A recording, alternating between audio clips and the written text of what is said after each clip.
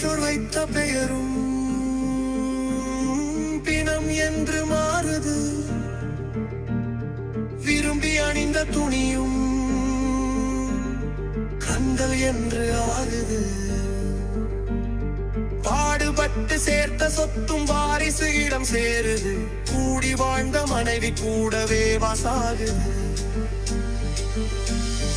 ஓடி ஆடி உழைத்த உடம்பு உயிரை விட்டு கிடக்குது.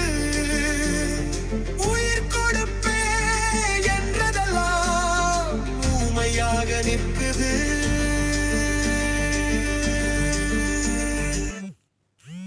சொந்தம் என்று சொல்வதெல்லாம் உனக்கு